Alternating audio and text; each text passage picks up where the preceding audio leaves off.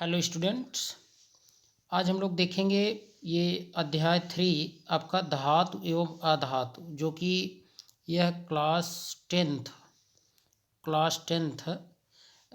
के लिए ये थियरी भाग है अध्याय 3 का, जिसमें आपको ये मेटल और नॉन मेटल, धातु और अधातु, ये चैप्टर है। सबसे पहले इस चैप्टर में आपको ये धातु और अधातु किसे कहते हैं यही जान लेना चाहिए कि क्या होता है। तो धातु क्या किसे कहते हैं, तो हम लोग कहेंगे कि ऐसे तत्व, सुन लीजिए आप, ऐसे तत्व जो एक या एक से अधिक इलेक्ट्रॉन त्याग करके, कोई एलिमेंट है, तत्व है जो एक या एक से अधिक इलेक्ट्रॉन को त्याग करता है। क्या करता है? इलेक्ट्रॉन का त्याग करता है, इलेक्ट्रॉन का त्याग करता है और त्याग करके धनायन बनाने की प्रवृत्ति रखता है।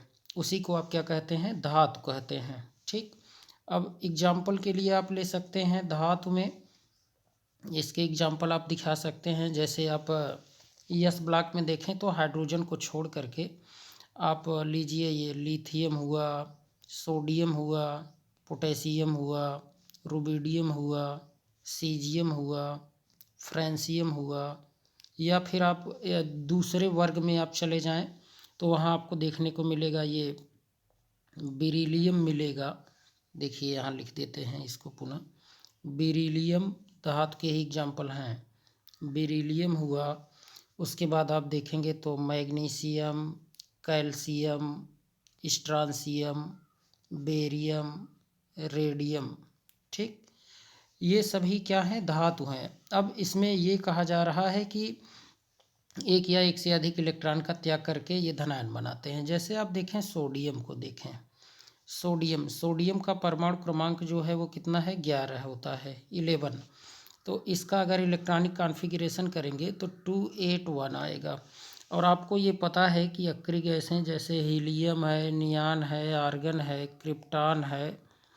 क्रिप्टॉन, जेनान, रेडान, ये सब क्या हैं? ये सभी आप जानते हैं ये अधातु हैं।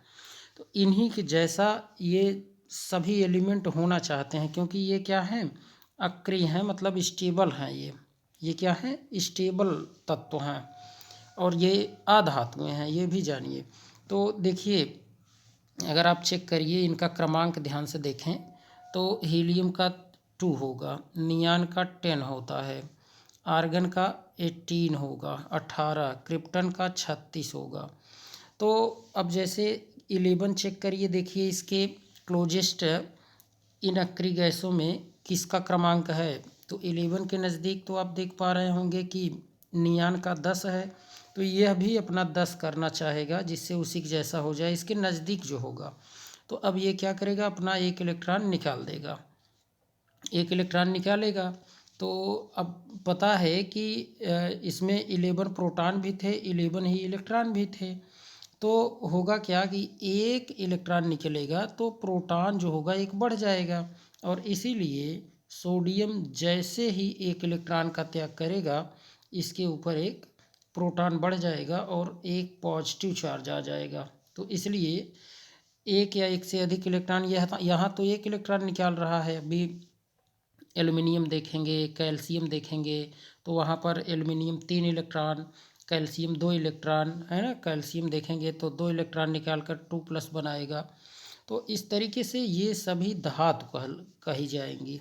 ठीक है, ये सब जैसे सोडियम हुआ, कैल्शियम हुआ, मैग्नीशियम हुआ, ये सभी धातु कहे जाएंगे। ठीक, अधातु की बात कर लेते हैं हम लोग। अधातु किसे कहते हैं? तो देखिए, अधातु आप कहेंगे कि ऐसे तत्व जो एक या एक से अधिक इलेक्ट्रॉन ग्रहण करके, ग्रहण मतलब एक्सेप्ट करते हैं ये इलेक्ट्रॉन को, है ना।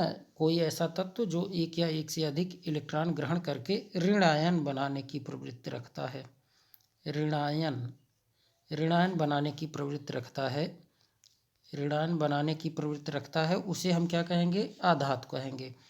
अब इसके लिए आप देखेंगे जिसके आउटर मोस्ट सेल में अगर देखें जैसे 4 इलेक्ट्रॉन देखने को मिलेगा। यहाँ तो रेयरली देखने को मिलेगा, जैसे कार्बन हुआ, ठीक है, ये भी इलेक्ट्रॉन ग्रहण करके क्या करेगा, ऋणायन बनाने की प्रवृत्ति रखेगा।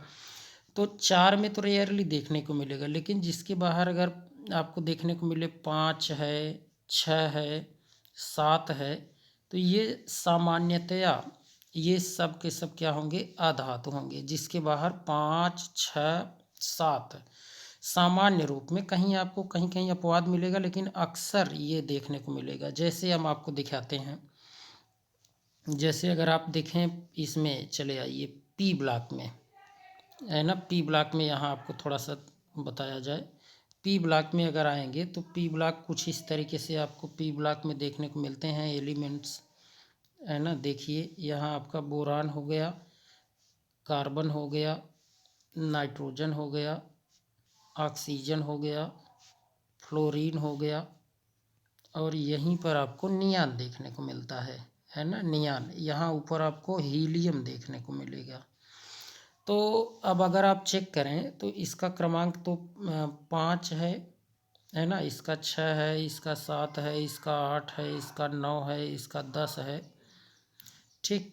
तो अब देखिए जैसे ये बोरान जो आप देख रहे हैं ये तो उपधातु है, ठीक। कार्बन के बाहर आप चेक करेंगे 6 है इसका, तो अगर इसका इलेक्ट्रॉनिक विन्यास करेंगे 2 4 2 4 देखने को मिलेगा।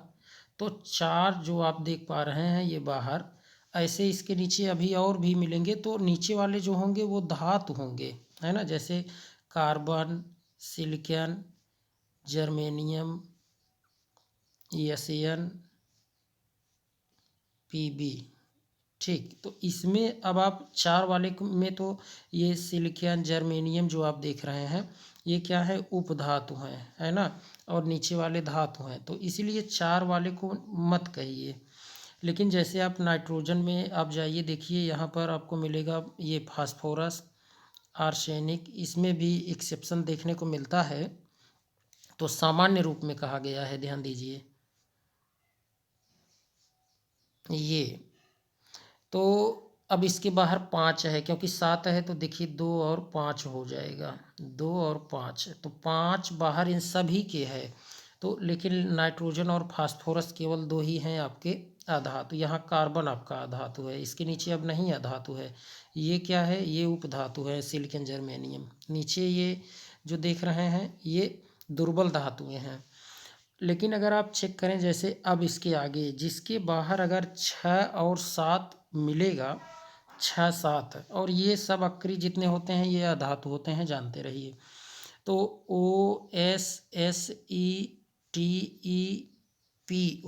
तो सामान्य रूप में कहा गया है, जैसे ऑक्सीजन, सल्फर, सेलेनियम, ये जो आप देख रहे हैं ये तो आपके अधातुएं हैं। लेकिन इसके नीचे अगर आप आएंगे तो अब देखिए इनमें भी कुछ तो आपके देखने को मिल जाएंगे कि radio active, polonium radio active है, लेकिन धात्विक लक्षण होता है, ठीक। तो अगर आप चेक करें जैसे फ्लोरीन, क्लोरीन, ब्रोमीन, आयोडीन और ये एस्टाटाइन, तो इसमें तो सब के सब आपको देखने को मिलेंगे क्या है, ये अधातुएं हैं। और helium, neon, argon, krypton, जेनान, radon, ये सब भी अधातुएं हैं। तो सामान्य रूप में कहा गया कि जिसके बाहर ये 5 6 7 रहेगा तो ये अधातुएं हैं। ऐसा नहीं कि जब किसी के भी बाहर 5 6 आ जाए तो हो जाएगा, क्योंकि नीचे वाले जो तत्व हैं वे धात्विक लक्षण भी दिखाते हैं, उनके बाहर 5 और 6 होने के बावजूद भी। तो सामान्य रूप में जानते रहिए। और अगर आपसे एग्जाम्पल पूछा जाएगा अधातु के एग्जाम्पल, तो आप लोग बताएंगे कि अधातुएं जो हैं जैसे कार्बन है, नाइट्रोजन है, फास्फोरस है, ठीक है। उसके आगे आप जाइए देखिए तो आपको मिलेगा ये फास्फोरस हो गया, इसके आगे ऑक्सीजन, सल्फर मिलेगा, ठीक। फिर आगे जाएंगे तो फ्लोरीन, क्लोरीन, ब्रोमीन, ठीक, आयोडीन, ये सभी के सभी जो हैं क्या है, हाइड्रोजन भी आपका है इसमें अधातु, ठीक। ये सब इलेक्ट्रॉन ग्रहण करते हैं। अभी जैसे देखिए क्लोरीन है तो ये एक इलेक्ट्रॉन ग्रहण करके क्या बना लेगा, ये क्लोराइड आयन में चेंज हो जाएगा, तो ये क्लोरीन आपका अधातु कही जाएगी। और ऐसे ही अगर ऑक्सीजन को देखें, ऑक्सीजन देखिए यहाँ है, इसको देखिए इरेज कर दे रहे हैं ऑक्सीजन। तो यहाँ ऑक्सीजन तो 2 इलेक्ट्रॉन एक्सेप्ट करके यह देखिए O2 माइनस ऑक्साइड आयन में चेंज हो जाएगा, तो ऑक्सीजन अधातु है। ऐसे चेक करेंगे नाइट्रोजन, नाइट्रोजन भी 3 इलेक्ट्रॉन एक्सेप्ट करके ये कन्वर्ट हो जाता है किसमें, देखिए N3 माइनस, जिसे आप कहते हैं क्या, ये नाइट्राइड आयन में। ठीक, तो इस तरीके से धातु अधातु आप समझ गए होंगे। अब देखिए हम लोगों को यहाँ पर जानना है कि ये सब तो आप पिछली कक्षाओं में ही पढ़ चुके हैं कि तत्व के बारे में, तत्व क्या है। तो आप कहेंगे तत्व अगर पूछा जाता है तो आप बताएंगे कि समान प्रकार के परमाणुओं से मिलकर तत्व बने होते हैं। जैसे हाइड्रोजन है तो समान प्रकार के परमाणु 1H1, 1H2, 1H3 इससे मिल करके 1H1, 1H2, 1H3 से मिल करके ये तत्व हाइड्रोजन बना है, समान प्रकार के परमाणु से मिलकर। समान प्रकार क्यों है, क्योंकि देखिए क्रमांक 1 1 1 मिल रहा है, सिंबल भी आप देख पा रहे होंगे। तो समान प्रकार के परमाणुओं से मिलकर तत्व बनते हैं। ये तो आप पिछली कक्षा में ही पढ़ चुके हैं तत्व के बारे में। तो तत्वों को उनके गुणधर्मों के आधार पर धातु और अधातु में इसको वर्गीकृत किया गया है। यानी धातु किसे कहेंगे, अधातु किसे कहेंगे, तो इनके गुणधर्म यानी इनके गुणों के आधार पर। धातु इलेक्ट्रॉन एक्सेप्ट न करके इलेक्ट्रॉन का त्याग कर रहा था, इसलिए इसको धातु कह दिया गया। अधातु उसे कहा गया जो इलेक्ट्रॉनों को ग्रहण कर रहा था, धातु इलेक्ट्रॉनों का त्याग कर रहे थे। ठीक है, इन्हीं गुणों के आधार पर इनको वर्गीकृत किया गया। तो गुण भी इनके 2 प्रकार के होते हैं, एक तो भौतिक गुण होता है और एक रासायनिक गुण होता है। तो देखिए ये यहाँ पर धातु एवं अधातु के उपयोग के बारे में हम लोग पढ़ेंगे। ठीक, और आगे देखिए एक एक करके यहाँ समझिए, ये सब आपको देखने को मिलेगा। जैसे यहाँ देखिए भौतिक गुण, भौतिक गुण क्या है, तो धातु के भौतिक गुण अगर आप चेक करेंगे, जैसे धातुओं को कोई भी अगर धातु है ना, तो जैसे यहाँ देखिए एग्जांपल आपके दिए गए हैं। डी ब्लॉक में सभी धातुएं हैं, चाहे आप scandium, titanium, vanadium, chromium, iron, cobalt, nickel, copper, zinc कुछ भी ले लीजिए, डी ब्लॉक में सब के सब क्या है, धातु हैं। तो वही एग्जांपल यहाँ लिखा गया है। देखिए आयरन है, आयरन जिसे आप लोहा कहते हैं, copper, aluminium, magnesium, sodium, lead, ये तो दुर्बल धातु है लेकिन है धातु ही, जिंक, ये तथा आसानी से मिलने वाली कुछ अन्य धातुओं के नमूने। यहाँ तो ये एक क्रियाकलाप है, इसके बारे में हम लोगों को नहीं देखना है, बस यहाँ फैक्ट एक रिवीजन ही समझ कर आप चलिए। तो देखिए धातु धातु के भौतिक गुण, पहली बात तो ये जानिए भौतिक गुण क्या होता है। जैसे जब कभी भी रंग रूप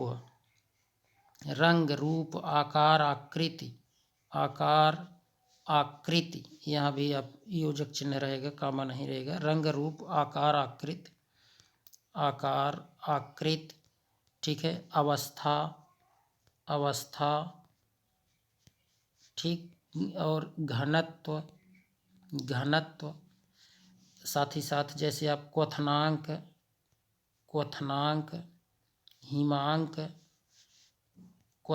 हिमांक, द्रवणांक, इन सब के बारे में अगर आप बात करते हैं, ठीक, और उनका जैसे इनके कोई भी तत्व हैं, अगर उनके आप जैसे देखें उसके अवस्था क्या है, अवस्था इन सब की अगर बात होती है, ठीक है, तब उसको हम लोग भौतिक गुण कहते हैं। मतलब भौतिक गुण में क्या होगा, कोई नया पदार्थ नहीं बनेगा, जानते रहिए, नया पदार्थ नहीं बनेगा। ठीक, केवल उसके रंग रूप आकार आकृति घनत्व अवस्था क्वथनांक हिमांक द्रवणांक इन सब की बात अगर होगी तब उसको हम लोग क्या कहेंगे, भौतिक गुण कहेंगे। अब जैसे अगर हम लोगों को धातु के भौतिक गुण अगर जानना हुआ तो हम लोग कहेंगे कि सामान्यतया क्या होते हैं, सामान्यतया मतलब सामान्यतः आप कह सकते हैं धातु क्या होती हैं, तो धातुएं ठोस होती हैं। लेकिन कुछ अपवाद भी है, जैसे देखें कमरे का ताप पर मतलब यहाँ लगभग कमरे का ताप 25 डिग्री सेल्सियस माना गया है। तो 25 डिग्री सेल्सियस पर जो आपका ये मरकरी है, मरकरी पारा जिसे आप कहते हैं मरकरी, यह क्या होता है, यह द्रव अवस्था में पाया जाता है, यह एक अपवाद है। और तो जितने भी आपको धातुएं देखने को मिलेंगी वो सब क्या होंगी, ठोस होंगी। लेकिन कमरे के ताप पर 25 डिग्री सेल्सियस पर ये मरकरी जो है Hg इसका क्या है, ये संकेत है। और इसका अगर आप क्रमांक देखेंगे तो परमाणु क्रमांक वो 80 होता है। हाइड्रागारियम जिसे आप इसका लैटिन नेम कहते हैं, तो ये द्रव अवस्था में पाया जाता है। तो ये आप पहला तो लिख देंगे, है ना, भौतिक गुण में ठोस के कि जो धातुएं होती हैं वो सामान्यतया क्या होती हैं, ठोस होती हैं। परंतु कमरे के ताप पर मरकरी द्रव अवस्था में देखने को मिलती है, ये अपवाद है। ठीक।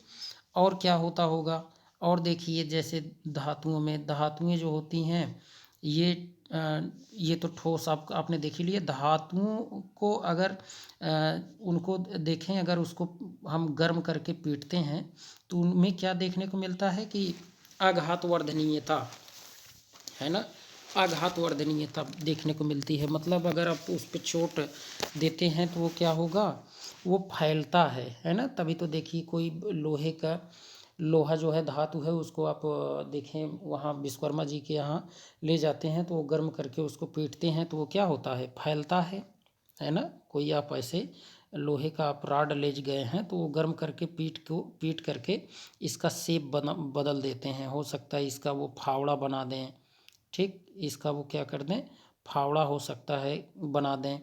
आप देखते हैं तो इस तरीके से धातु जो होती हैं वो क्या होती हैं, आप कहेंगे कि धातुएं जो होती हैं ये आघात वर्धनीय होती हैं। क्या होती हैं, आघात वर्धनीय, आघात वर्धनीय होती हैं।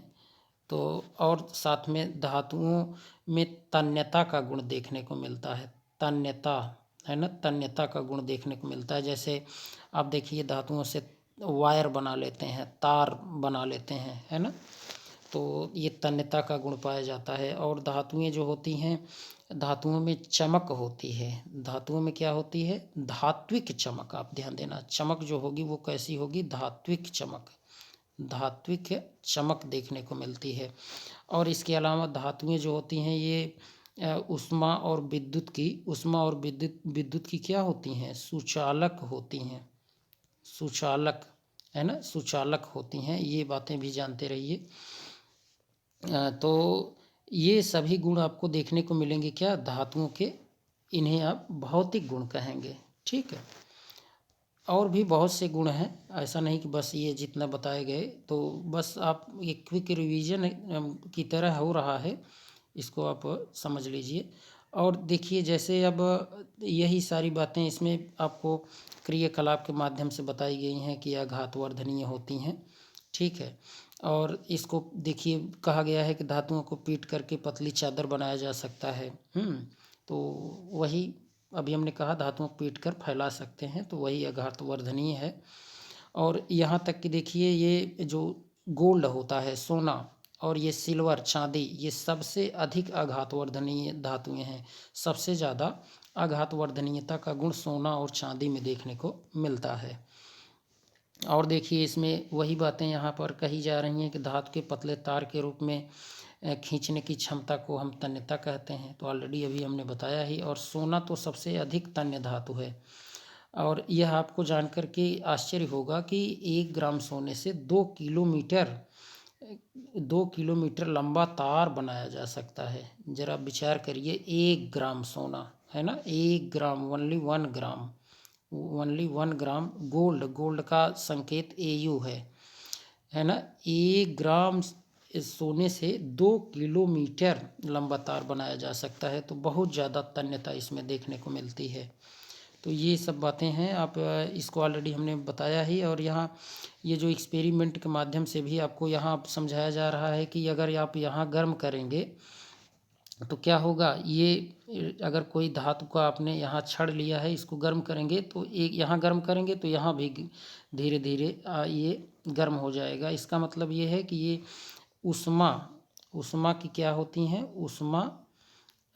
ऊष्मा इसमें चल सकती है। मतलब धातुएं जो हैं ऊष्मा की सुचालक हैं। चालक, चालक कह दो या सुचालक, चालक भी कह सकते हैं। ठीक है, चालक सुचालक एक ही मतलब है। तो यहाँ गर्म करेंगे, धीरे धीरे धीरे धीरे ऊष्मा इधर की तरफ ट्रांसफ़र होगी। ठीक, ये इधर भी ट्रांसफ़र होगी, है ना, ऐसा नहीं कि बस एक ही साइड। तो आप जानते रहिए, अधिक ताप से कम ताप की ओर ऊष्मा क्या होती है, वो संचरण करती है, चलती है या गमन करती है।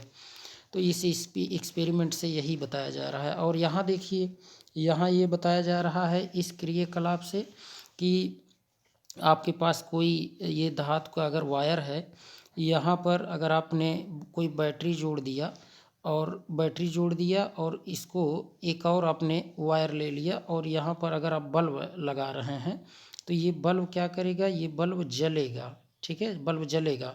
तो इससे ये सिद्ध हो रहा है, यहाँ देखिए, इससे ये सिद्ध हो रहा है कि जो धातुएं होती हैं वो क्या होती हैं, विद्युत की।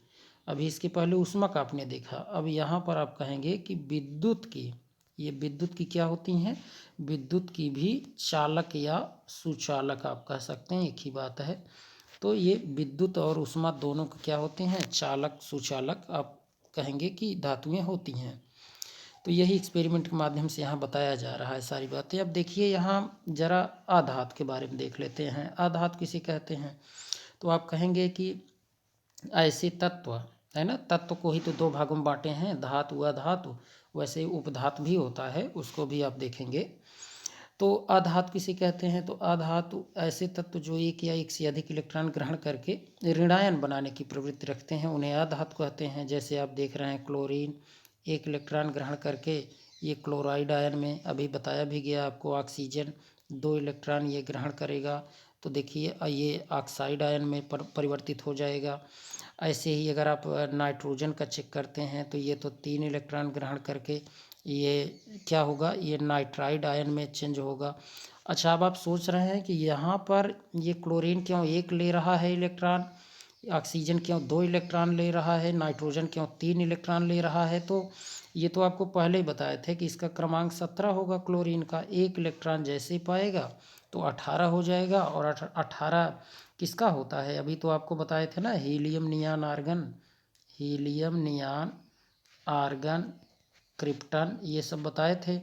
तो इसका 2 होता है क्रमांक, हीलियम का, नियान का 10, आर्गन का 18 और क्रिप्टन का 36। इन्हीं के जैसा होना चाहते हैं, 17 है तो ये 18 में होने के लिए 1 इलेक्ट्रॉन लेगा। ऑक्सीजन का अगर आप देखेंगे तो ऑक्सीजन का 6 होता है ना, ऑक्सीजन का 6 नहीं, सॉरी 8 होता है। अच्छा, तो उसकी आउटर मोस्ट में होता है, देखिए, तो 8 होता है इसका क्रमांक, तो 8 होता है। तो ये क्या करेगा, 2 इलेक्ट्रॉन ले करके 8 2 10 नियान जैसा हो जाएगा। और देखिए, नाइट्रोजन का 7 होता है, 7 होता है इसका क्रमांक, तो ये क्या करेगा, 3 इलेक्ट्रॉन लेकर 7 3 10 जैसा बन जाएगा। तो इसीलिए ये क्यों 1 इलेक्ट्रॉन 2 इलेक्ट्रॉन 3 इलेक्ट्रॉन ग्रहण कर रहे हैं, ये बात आप समझ गए होंगे। तो चलिए देखिए, इसमें बहुत से एग्जाम्पल आप देख पा रहे होंगे, कार्बन है, सल्फर है, आयोडीन है, ऑक्सीजन है ना, हाइड्रोजन है, आदि अधातुएं ये हैं, आप देख पा रहे हैं। तो और इसमें ये जानते रहिए कि ब्रोमीन, ब्रोमीन एक ऐसी अधातु है जो कमरे के ताप पर द्रव अवस्था में पाई जाती है। ब्रोमीन जो आप देख रहे हैं, ये जैसे आप फ्लोरीन, क्लोरीन, ब्रोमीन, आयोडीन, ये हैलोजन कहे जाते हैं, है ना, सामूहिक रूप से। तो ये ब्रोमीन जो देख रहे हैं, इसका क्रमांक कितना होता है, तो इसका 35 जेड होता है। जेड इसका एटॉमिक नंबर को जेड से आप रिप्रेजेंट करते हैं। तो यह कमरे के ताप पर क्या होता है, लिक्विड यानी द्रव अवस्था में। ये भी प्रश्न, बहुविकल्पी प्रश्न पूछ लिया जाता है आपसे, तो जानते रहिए। इसके अलावा सारी धातुएं या तो वो ठोस होंगी या फिर गैस होंगी। जैसे आप देखें, फ्लोरीन, क्लोरीन गैस है, ये आपका क्या है, द्रव है। आयोडीन देखिए, ये एक ऊर्ध्वपाती पदार्थ है, आयोडीन, है ना। तो ये भी अगर आप कमरे के ताप पर छोड़ देंगे तो ये गैस में चेंज हो जाएगा, ठीक, आयोडीन।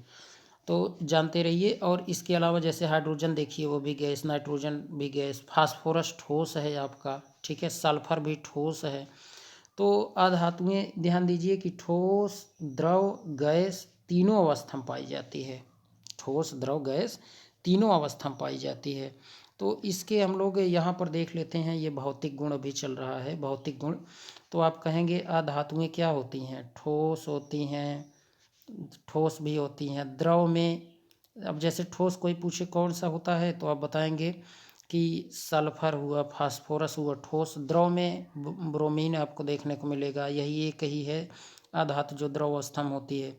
ठोस, द्रव और गैस के रूप में, तीनों रूपों में पाई जाती हैं। गैस में आपका हाइड्रोजन आ जाएगा, है ना, फ्लोरीन आ जाएगा, क्लोरीन आ जाएगा, नाइट्रोजन आ जाएगा। ठीक, ये सभी, इनको आप आणविक रूप में लिख दीजिए H2, F2, Cl2, N2। ठीक, इस तरीके से। और इसके अलावा जैसे गैस में आपके ये helium, neon, argon, krypton, xenon, radon, ये सभी भी ये अधातुएं ही हैं, अक्रिय गैसें भी, जानते रहिए, है ना। कोई भी गैस है वो अधातु ही होगी, ये बात आप जानते रहिए। और इसके अलावा देखिए जो अधातुएं होती हैं, ये अधातुएं, ये सामान्यतया अगर आप चेक करेंगे, ये ऊष्मा और विद्युत की कुचालक होती हैं, है ना। सामान्य रूप में क्या होती हैं? सामान्य रूप में अगर देखेंगे तो ये ऊष्मा एवं विद्युत, है ना, विद्युत की कुचालक होती हैं, कुचालक होती हैं। परंतु इसमें भी अपवाद देखने को मिलेगा। इसका अपवाद अगर आपसे कोई पूछता है अपवाद क्या है, तो अपवाद आप बताएंगे कि जैसे अगर आप देखें ये ग्रेफाइट अगर आप देखेंगे, ग्रेफाइट, है ना, ग्रेफाइट अगर आप चेक करेंगे तो इसमें से इलेक्ट्रिक करंट चलता है आंशिक रूप से। यह क्या है? जबकि यह अधातुओं से ही मिलकर बना है, कार्बन से मिलकर बना है। तो ये आप जानते रहिए, पेंसिल के बीच में जो आप देखते हैं वही ग्रेफाइट है ना। एक काला रॉड जो पड़ा रहता है वह ग्रेफाइट है, उसमें से करंट चलता है। तो ये बातें भी जानते रहिए। और आपको देखने को मिलेगा कि अधातुओं में कोई विशेष चमक नहीं होती, है ना, कोई इसमें विशेष चमक नहीं होती। परंतु इसमें चमक नहीं होती, है ना, कोई विशेष इसमें चमक नहीं होती। परंतु इसमें भी अपवाद है ना। परंतु आप देखिए जैसे डायमंड देखिए, हीरा अगर आप देखेंगे, डायमंड, इसमें देखिए चमक देखने को मिलती है। ठीक है, तो ये बातें भी आप जानते रहिए। और इसके अलावा ग्रेफाइट में भी चमक होती है, तभी तो वो जब हम पेपर पर लिखते हैं तो चमकता है ना। तो ग्रेफाइट, हीरा हुआ, ग्रेफाइट हुआ, इनमें चमक देखने को मिलती है। ये सब भी आप याद रखे रहें। और देखिए अधातु जो होते हैं ये इलेक्ट्रॉन को ग्रहण करते हैं, ये तो आप परिभाषित रूप में ही जाने हैं। तो इनमें भी आप देखिए बहुत से आपको वो मिलेंगे, क्रियाकलाप देखने को मिलेंगे। और इनमें पूछा जाएगा कि सल्फर आयोडीन आप ले लीजिए, और क्रियाकलाप वही जैसे ऊपर दोहराए थे। उसमें आप जैसे वही वायर जोड़ करके करंट फ्लो करवाएं तो क्या करंट जाएगा? तो आप कहेंगे नहीं, लेकिन जो ग्रेफाइट है उसमें जाएगा। ये बातें जानते रहिए। ठीक, तो ये सारी बातें इनको याद रखे रहेंगे। और देखिए यहाँ पर एक आपको टर्म मिलेगा कि अपर रूप किसे कहते हैं। ठीक है, अपर रूप। तो आप कहेंगे किसी भी पदार्थ के एक से अधिक रूपों को ही अपर रूप कहते हैं। जैसे कार्बन है, कार्बन के दो क्या तीन रूप देखने को मिलते हैं। जैसे कार्बन के 3 अपर रूप होते हैं। पहला तो ग्रेफाइट है ना, ग्रेफाइट एक अपर रूप है। दूसरा डायमंड, हीरा है। और एक बकमिस्टर फुलेरीन आपको देखने को मिलेगा, है ना, बकमिस्टर फुलेरीन देखने को मिलेगा। ग्रेफाइट जो है ये आपको पता है ग्रेफाइट क्या होता है, पेंसिल के मिडल में जो वही है वो उसी को आप ग्रेफाइट कहते हैं। और यहाँ तक कि ग्रेफाइट में इलेक्ट्रिक करंट भी फ्लो करता है, जानते रहिए। और ये इसको आप देखेंगे तो ग्रेफाइट को, तो ये इसकी संरचना बेंजीन की तरह कुछ इस तरीके से होती है ना, कार्बन। और ये लेयरिंग में ऐसे लगे होते हैं, है ना। तो इसमें फ्री इलेक्ट्रॉन पाया जाता है। कोई पूछे क्यों इलेक्ट्रॉन इसमें गमन कर लेता है या चल लेता है, तो आप कहेंगे फ्री इलेक्ट्रॉन, मुक्त इलेक्ट्रॉन के कारण यह क्या होता है, विद्युत का सुचालक होता है। जबकि डायमंड हीरा देखेंगे तो यह कुचालक होता है, इसमें करंट नहीं चलता। हीरा जो है ये कुचालक होता है, कुचालक, ठीक है, कुचालक होता है, इसे आप याद रखें। और यह ग्रेफाइट आपका सॉफ्ट होता है, पेंसिल देखिए बनाते वक्त ही टूट जाता है, जबकि हीरा सबसे कठोरतम पदार्थ है। ठीक।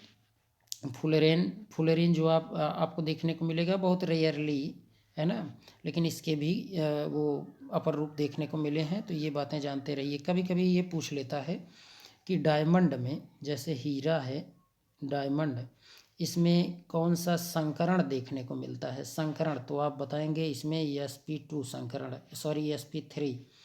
और अगर आपसे ग्रेफाइट पूछता है, ग्रेफाइट पूछे तब ग्रेफाइट में आप sp2 संकरण बताएंगे।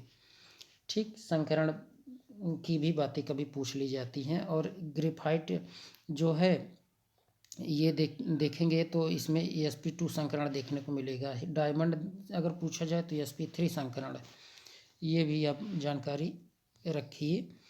और जैसे जो धातु पढ़े थे उनके जो ये होंगे गलनांक होते हैं, ये सब बड़े उच्च होते हैं, है ना, वहाँ ये बात हम नहीं बताए थे। लेकिन इनमें आप जानते रहिए कि इनका जो गलनांक और क्वथनांक होगा वो बहुत किसका, डायमंड का जानते रहिए, डायमंड का बहुत अधिक होता है, ये बात भी आप जानते रहिए। कार्बन का एक अन्य अपर रूप ग्रेफाइट या विद्युत का सुचालक, ये सारी बातें हम आपको बता चुके हैं। तो हाँ, जैसे इनके अगर आप कंपेरेटिवली चेक करेंगे तो धातु का अधातु का, धातुओं का तो जो ये होगा गलनांक होगा, धातुओं का ध्यान देना, वो उच्च होता है धातु का, लेकिन अधातु का सामान्यतया निम्न होता है। अब जैसे यहाँ ये कह दिया गया डायमंड का उच्च होता है, अधिक होता है, ये तो डायमंड की केवल बात हो रही है कि अधिक होता है और सभी का नहीं। तो इस तरीके से हम लोगों ने ये देखिए, अब देखते हैं इसके रासायनिक गुण, धातुओं के रासायनिक गुण। धातुओं के रासायनिक गुण में आपको देखिए कोई नया पदार्थ देखने को मिलेगा। जैसे धातुओं का वायु में दहन अगर करवाएंगे, है ना, जैसे यही मैग्नीशियम है धातु, अगर इसको वायु में इसका आप दहन करवाएं तो क्या बनेगा, MgO बन जाएगा, मैग्नीशियम ऑक्साइड बन जाएगा। संतुलित कर लीजिए, यहाँ 2 करेंगे क्योंकि ऑक्सीजन इधर 2 है, आप देख रहे हैं, तो मैग्नीशियम 2 हो गया, 2 कर लेंगे। तो ये जो MgO बना, यह क्या होता है, तो आप इसे कहेंगे यह एक क्षारीय यौगिक बना, है ना, क्षारीय यौगिक। अगर इसको जल में डाल देंगे, MgO को अगर जल में डाल देंगे तो क्या बन जाएगा, जल में डालते ही ये मैग्नीशियम हाइड्रोक्साइड बन जाएगा। ठीक। और मैग्नीशियम हाइड्रोक्साइड, अब इसमें लिटमस पेपर आप डालेंगे, तो लिटमस पेपर अगर डाल करके आप चेक करें कि इसका रंग कैसा आएगा, तो लिटमस पेपर हमेशा याद रखे रहिए एक बात ये, जैसे अम्ल है और क्षार है, ठीक, अम्ल है क्षार है, आपने लिटमस डाला इसमें, अम्ल में लिटमस पेपर आपने ले लिया, यहाँ देखें ऐसे लिख दे रहे हैं लिटमस पेपर अगर आपने अम्ल में डाल दिया तो क्या होगा, ये लाल रंग देगा, ठीक है, लाल, ये याद रखे रहिए। और इसमें क्या होगा, नीला रंग, क्षार के साथ नीला रंग, ठीक, अम्ल के साथ लाल रंग और क्षार के साथ नीला रंग, इसको याद रखे रहिए।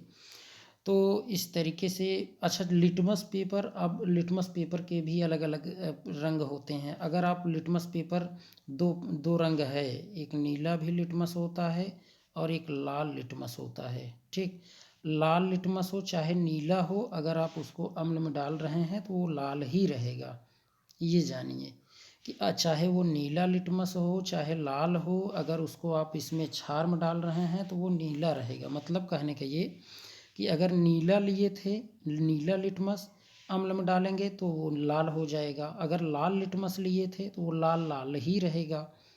अगर नीला लिटमस आपने लिया और क्षार में डाला तो वो नीला ही रहेगा, और अगर लाल लिटमस है उसको क्षार में डाल रहे हैं तो वो लाल वाला नीला में, और नीला अगर होता तब भी वो तो नीला नीला ही रहता, ठीक, ये जानते रहिए।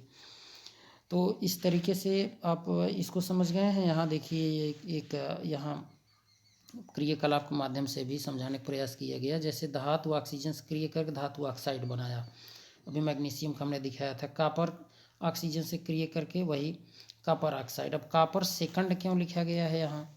कॉपर सेकंड इसलिए क्योंकि कॉपर जो है +1 और +2 दोनों ऑक्सीडेशन स्टेट दिखाता है, तो यहाँ +2 वाला है ऑक्सीडेशन स्टेट। ठीक, जानते रहिए, इसलिए सेकंड लिखा गया है। इसके ऊपर Cu के ऊपर जो चार्ज है वो कितना है? +2। अगर +1 वाला देखेंगे तो C2O बनेगा, तब इसमें +1 है। जानते रहिए कि +1 के लिए आप ब्रैकेट में रोमन में आप 1 लिख देते हैं और 2 के लिए ब्रैकेट में रोमन में 2 लिख देते हैं। ठीक, और इसी प्रकार देखिए आप चेक करेंगे एल्युमिनियम, तो एल्युमिनियम ऑक्साइड ये देगा। एल्युमिनियम के साथ ऑक्सीजन का अगर दहन करवाएं तो Al2O3 देगा। ठीक, ये जो है Al2O3 अगर कोई पूछे तो उभयधर्मी होता है। क्या होता है? उभयधर्मी, उभयधर्मी होता है। ठीक है, ये भी याद रखिए। तो उभयधर्मी आप किसे कहेंगे? अब ये बात आती है कि उभयधर्मी ऑक्साइड किसे कहते हैं? तो ऐसे ऑक्साइड जिनको जल में घोलने पर वो अम्लीय और क्षारीय दोनों गुण दिखाते हैं, तो उसी को आप उभयधर्मी ऑक्साइड कह देते हैं। ठीक, कुछ उभयधर्मी धातुएं भी हैं, जैसे आप देखें, ये याद रखे रहिए, ये देखिए,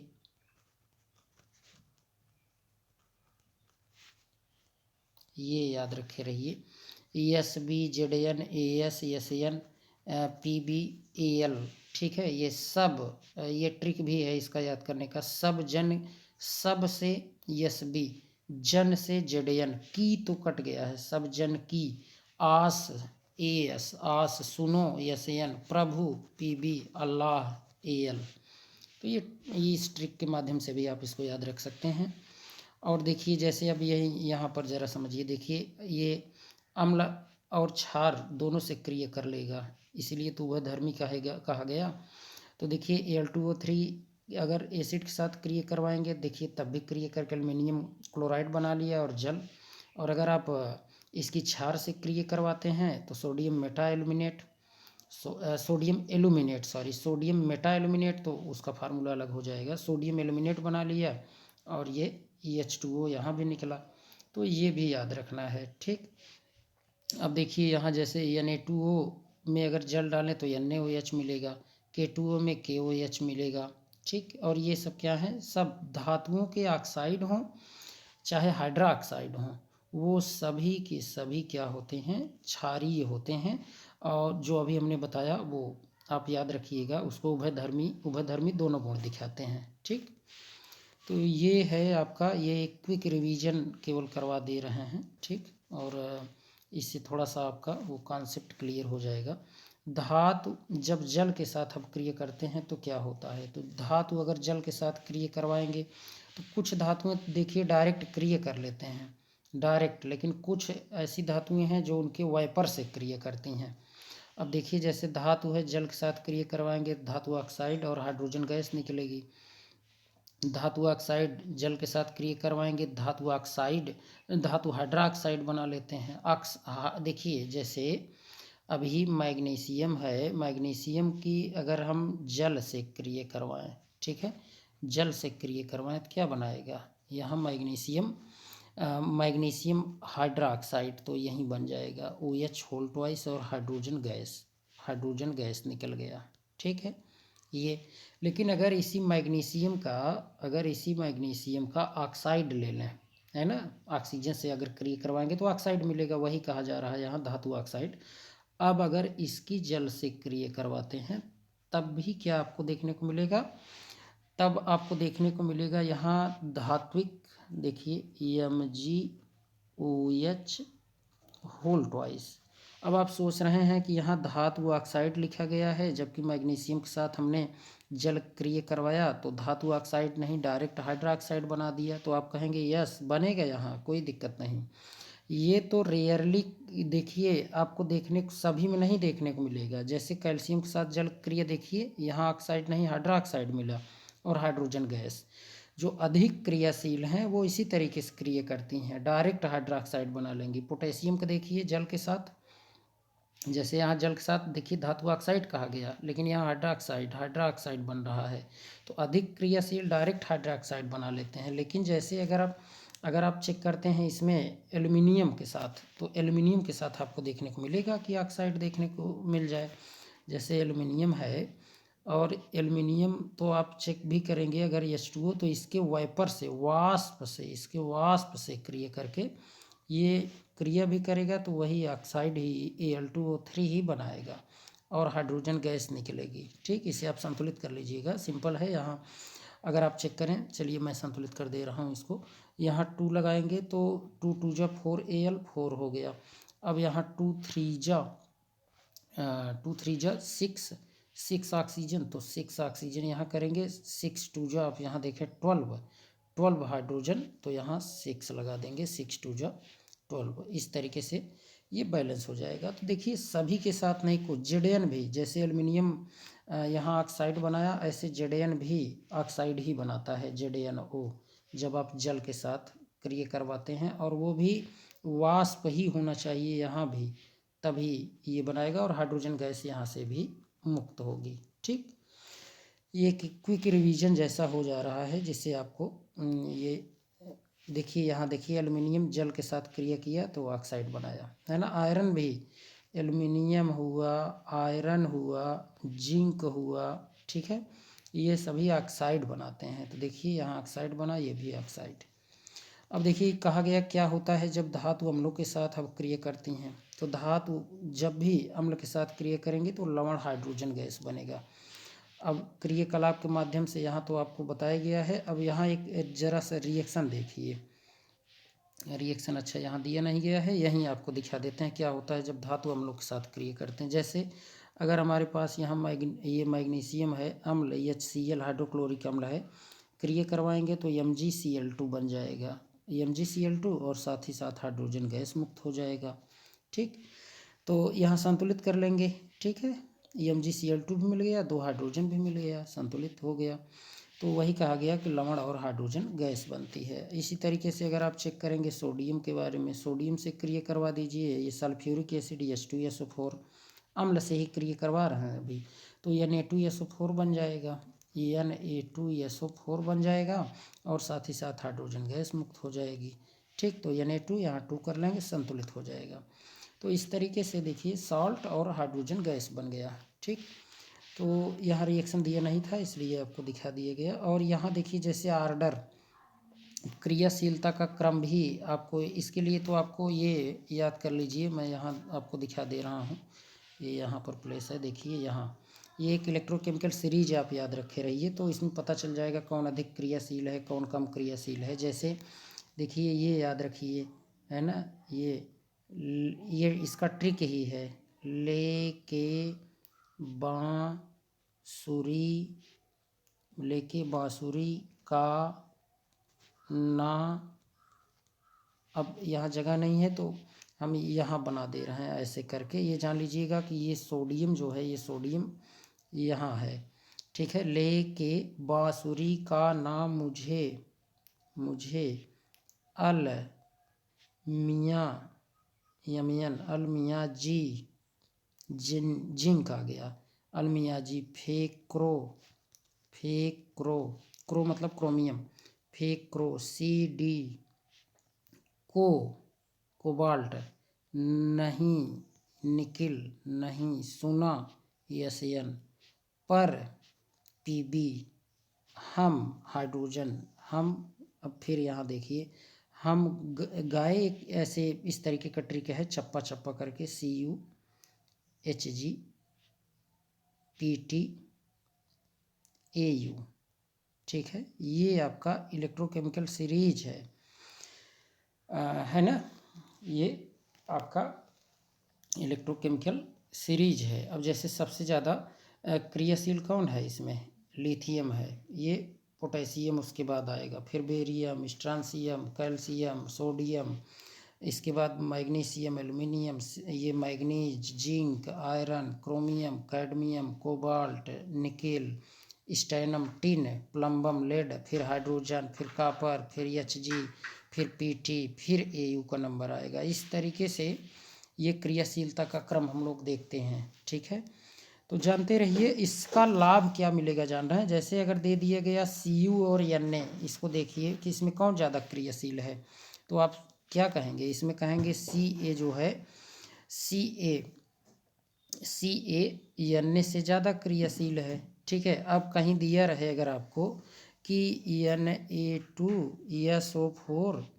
Na2SO4 और यहीं Ca दे दिया जाए, अब कहा जाए रिएक्शन होगा कि नहीं, तो आप कहेंगे कि अब वही आपको याद होना चाहिए, ये Ca जो है ये अधिक क्रियाशील है Na से, तो क्रिया हो जाएगी।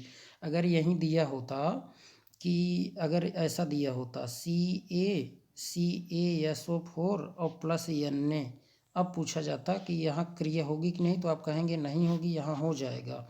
यहाँ बनेगा ये CaSO4 और Na अलग हो जाएगा। अब आप यहाँ नहीं कह सकते कि Na2SO4 हो जाएगा और Ca अलग, ठीक, क्योंकि अधिक क्रियाशील है कौन, कैल्शियम।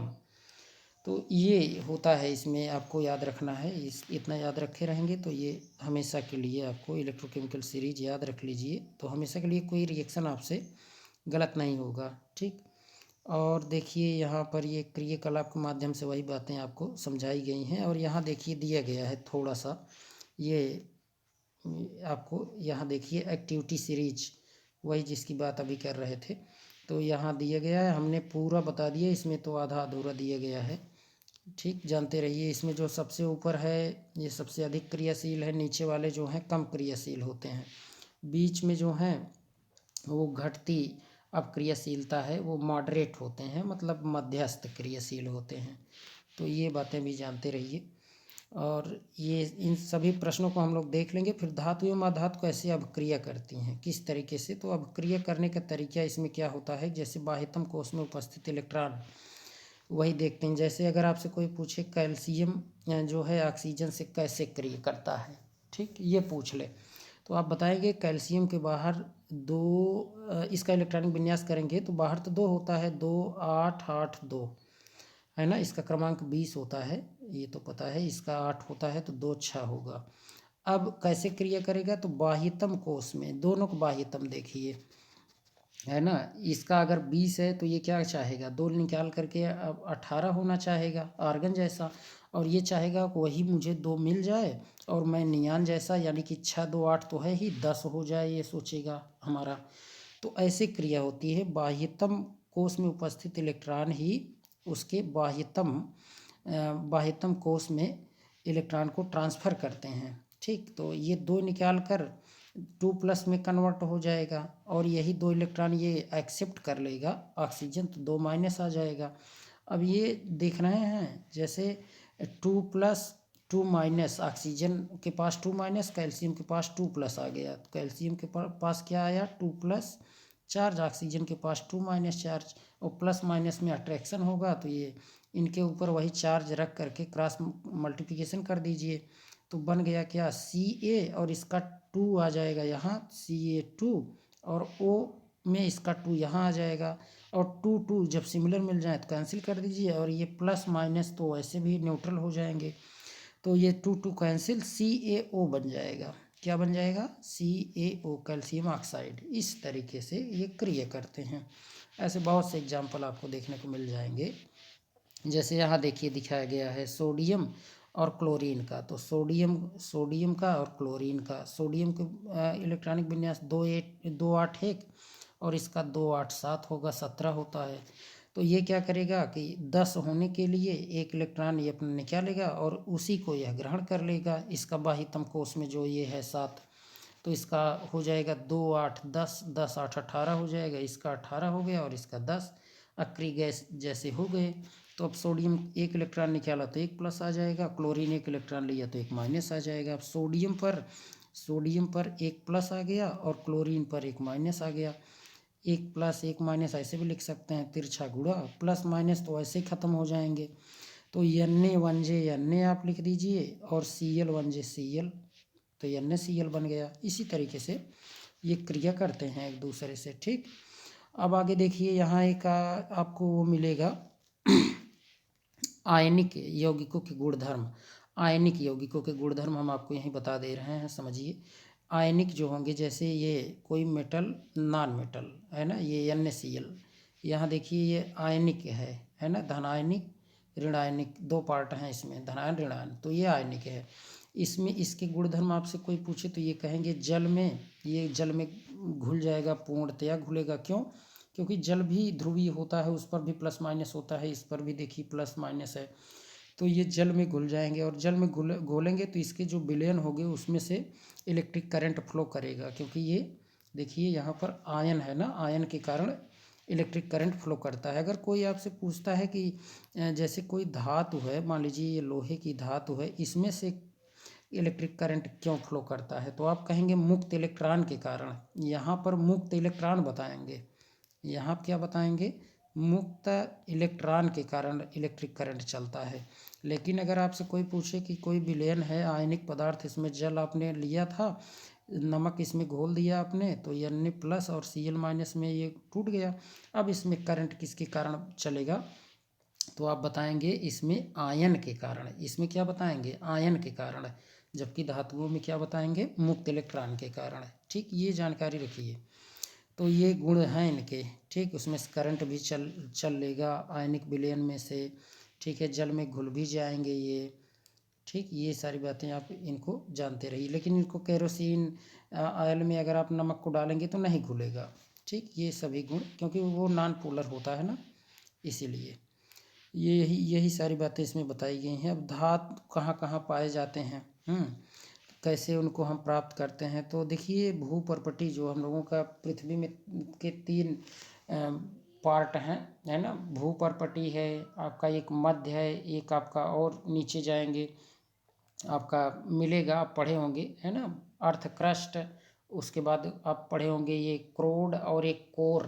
तो भूपर्पटी के ऊपरी परत की बात हो रही, उसी को भूमि के ऊपरी परत को ही भूपर्पटी कहते हैं, है ना। तो उसमें आपको देखने को मिलेगा सब धातुएं। तो ये समुद्री जल में भी सोडियम क्लोराइड के रूप में, मैग्नीशियम क्लोराइड आदि के रूप में ये मिलती हैं। तो पृथ्वी की भूपर्पटी में प्राकृतिक रूप में पाए जाने वाले तत्वों या यौगिकों को हम खनिज कहते हैं, है ना। पृथ्वी से जो भी आप निकालेंगे बाहर, है ना, उसको खोद करके बाहर निकालते हैं तो उसको खनिज कहते हैं, जानते रहिए। कुछ स्थानों पर खनिजों में कोई विशेष धातु काफ़ी मात्रा में होती है, जिसे निकालना लाभकारी होगा, तो उसी को अयस्क कह देते हैं। अब कोई पूछे अयस्क किसे कहते हैं, तो आप बताएंगे कि देखिए जितने भी अयस्क हैं, अयस्क जो होते हैं वो भी खनिज ही हैं, लेकिन सभी खनिज अयस्क नहीं होते। सभी अयस्क जो होते हैं वो खनिज होते हैं, लेकिन अगर आप कहें सभी खनिज अयस्क, तब ये बात गलत हो जाएगी। सभी अयस्क खनिज होते हैं यह सही है, लेकिन सभी खनिज अयस्क नहीं। तो अयस्क किसे कहेंगे, तो आप कहेंगे अयस्क, अयस्क वे खनिज होते हैं जो, जिनसे हम लाभकारी धातुएं प्राप्त करते हैं आसानी से, उन्हीं को हम क्या कहते हैं, अयस्क कहते हैं। जैसे अब आपसे कोई पूछेगा कि एल्युमिनियम है, एल्युमिनियम का मुख्य अयस्क क्या है, तो आप बताएंगे बॉक्साइट है। क्या बताएंगे, bauxite, Al2O3 into into 2H2O, ये बॉक्साइट है। क्या है, बॉक्साइट, बॉक्साइट है, बॉक्साइट टी है ये, बॉक्साइट। ठीक, अब अगर आपसे कोई पूछता है कि ये पूछ ले अगर आपसे कि हेमेटाइट क्या है, वैसे देखिए यहाँ पर बॉक्साइट अगर कोई पूछता है तो आप Al2O3 ही बताइए, है ना, Al2O3 ही बताइए। हेमेटाइट अगर पूछता है इंटू 2H2O मत लगाइए इसमें। अगर आपसे कोई पूछता है हेमेटाइट तो लोहे का है, या फिर 2O3, इसमें आप इंटू 2H2O लगा दीजिए, इंटू 2H2O, ठीक। तो इसमें तो वैसे कोई ज़रूरत नहीं, ठीक, ये याद रखे रहिए, हेमेटाइट और ये बॉक्साइट। एक बार इसको देख लीजिएगा, है ना, वैसे यहीं केवल H2O लगने वाली बात है, तो ये तो आपका एकदम क्लियर ही है कि ये क्या है, आपका बॉक्साइट है और ये हेमेटाइट, बस यहाँ वाटर लगने वाली बात है। वैसे एक बार चेक कर लेंगे तो और क्लियर हो जाएगा, ठीक। और कभी कोई पूछता है कि मुख्य अयस्क क्या है तो आप बताएंगे कॉपर पायराइट CuFeS2, ये आपका कॉपर पायराइट एकदम करेक्ट है।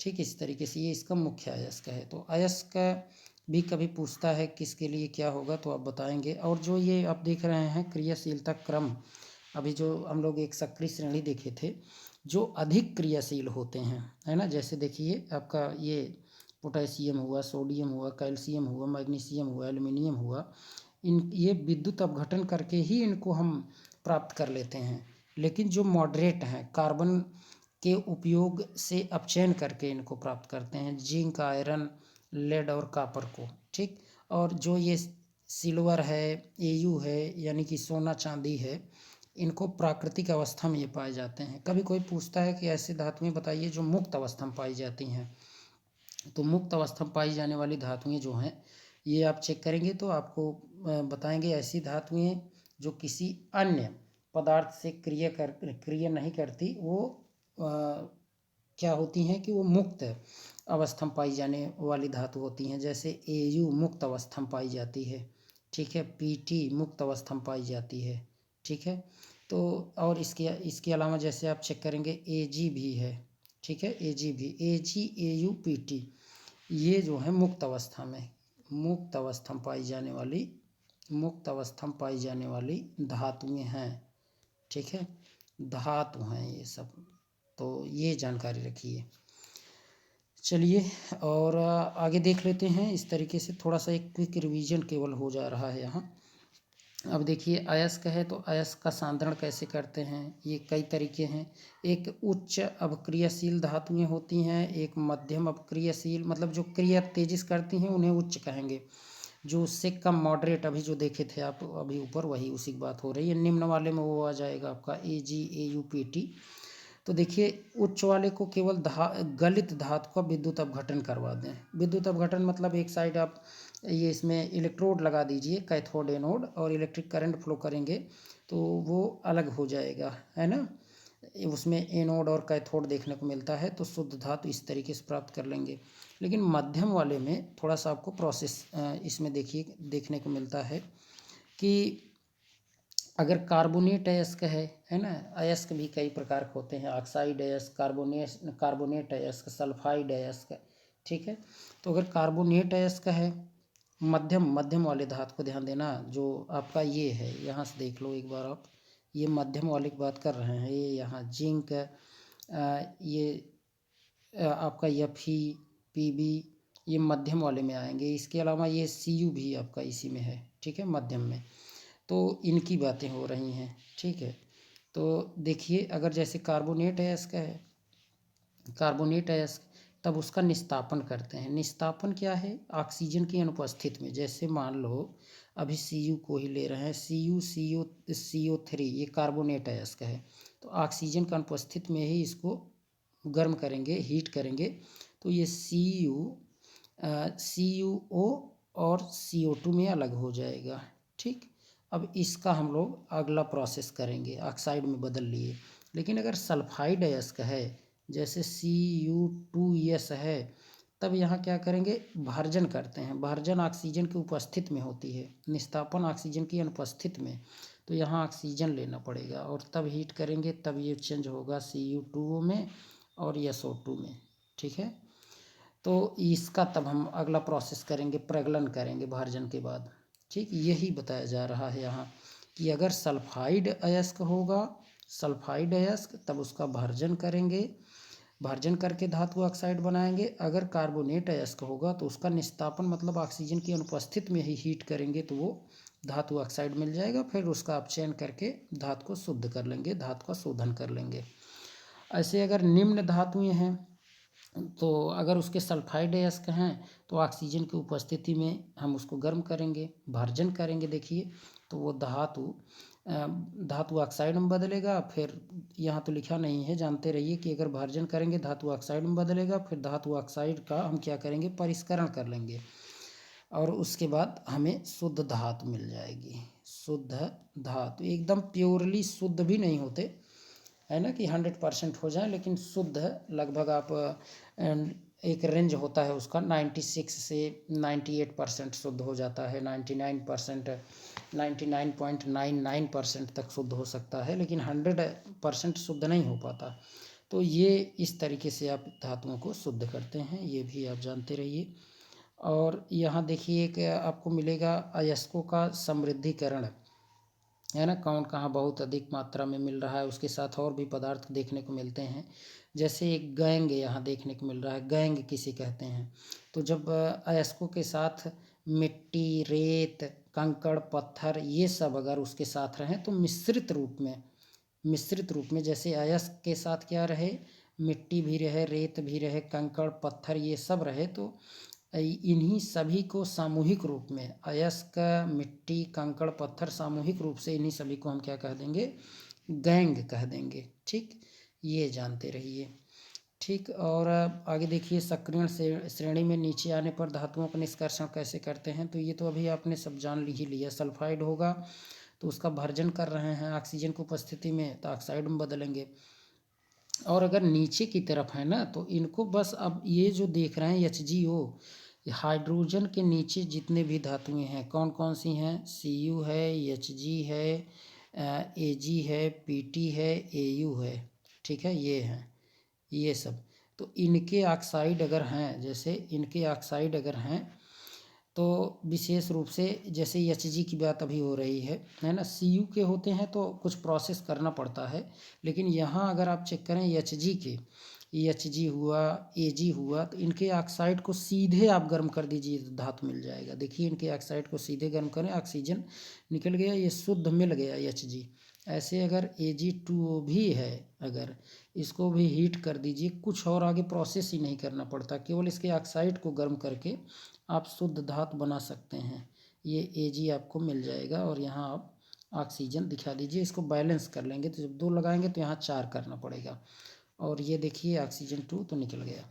तो इस तरीके से आप इसको कर सकते हैं। इसमें सक्रियण श्रेणी के मध्य में स्थित धातु का निष्कर्षण, तो वो तो सब प्रोसेस करना पड़ेगा आपको। उसके कार्बोनेट हैं, अयस्क या फिर सल्फाइड अयस्क हैं। अगर कार्बोनेट अयस्क है तब तो निस्तापन कर लेंगे, तब क्या कर लेंगे, निस्तापन कर लेंगे। अगर सल्फाइड अयस्क है तो भर्जन करेंगे।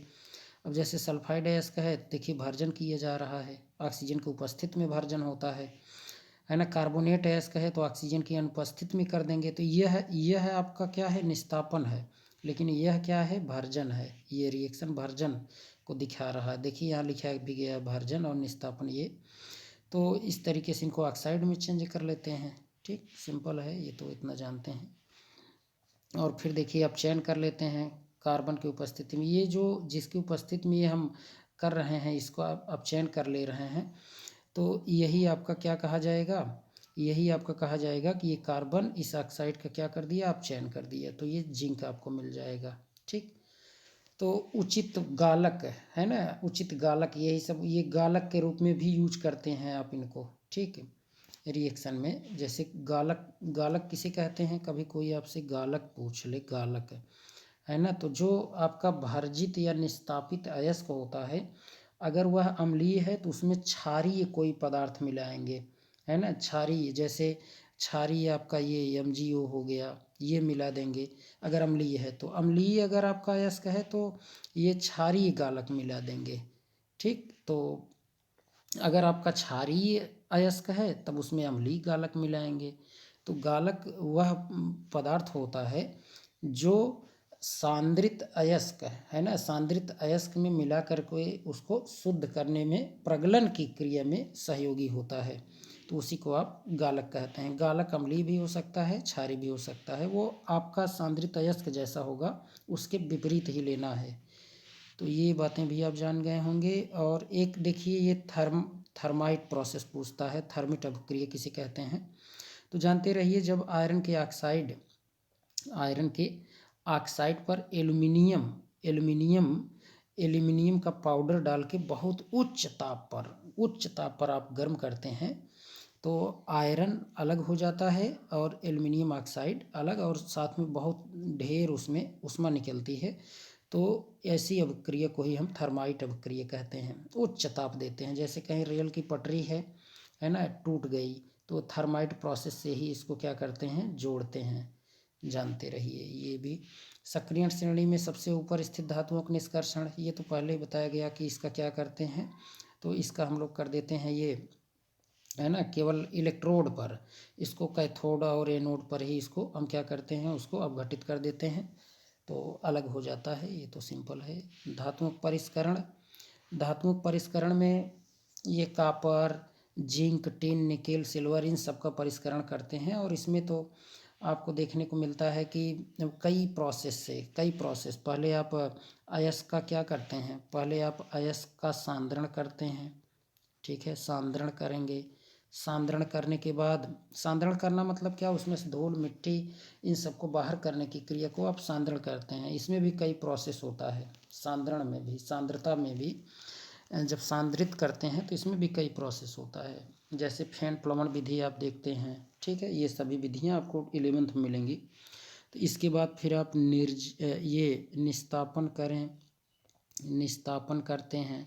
भर्जन भी आप आवश्यकता अनुसार करेंगे। अगर आपका कार्बोनेट अयस्क है तब तो आप निस्तापन करेंगे, सल्फाइड अयस्क है तब क्या करेंगे, आप उसका भर्जन करते हैं। इसके बाद फिर इन दोनों प्रोसेस को जानते रहिए, वो आवश्यकता अनुसार करते हैं। फिर इसके बाद प्रगलन करते हैं, प्रगलन करते हैं, ठीक, प्रगलन करते हैं। प्रगलन करने के बाद फिर अगली प्रोसेस आप करते हैं, और इस तरीके से आप धातुओं को शुद्ध कर लेते हैं, ठीक। संक्षारण क्या है, संक्षारण कोई आपसे पूछता है तो संक्षारण के लिए तो आप ये बताएंगे, जैसे धातुएं हैं, धातुओं के ऊपर जैसे ये वातावरण में उपस्थित गैसें,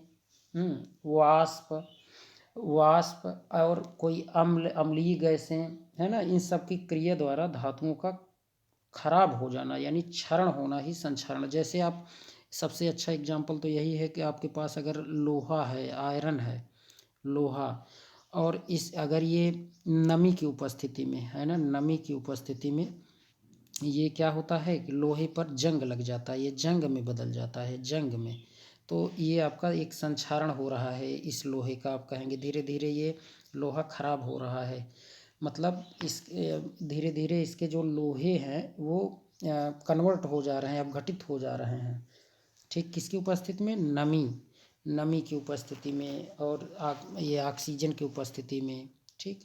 तो ये संक्षारण आप जानते हैं। इनको बचाने के उपाय कोई पूछता है तो उन पर लेप लगाना चाहिए, है ना, जैसे धातु है, लोहा ही है, अगर उस पर जंग लग रहा है तो उसके ऊपर क्या करें, आप लेप लगा दें, पेंट लगा दें, ग्रीस लगा दें, है ना, ऑयल, तेल लगा दें, ये सब। और यहाँ तक गैल्वनाइजिंग भी करते हैं, कोई ऐसी दूसरी धातु की परत चढ़ा दें जिससे उसके ऊपर जंग न लगे, गैल्वनाइजिंग करते हैं, इलेक्ट्रोप्लेटिंग करते हैं, तमाम सब प्रोसेस हैं, ये सब लिख सकते हैं। संक्षारण की सुरक्षा के बारे में अभी हमने बता ही दिया आपको। तो ये क्विक रिवीजन था, और अब हम लोग एक नेक्स्ट वीडियो में इससे संबंधित जितने भी अभ्यास प्रश्न हैं उनको सॉल्व करेंगे। तो आपको ये क्विक रिवीजन अगर अच्छा लगा हो, नए हों यदि आप चैनल पर, तो चैनल को सब्सक्राइब करिएगा। तो आज के लिए इतना ही, थैंक्स।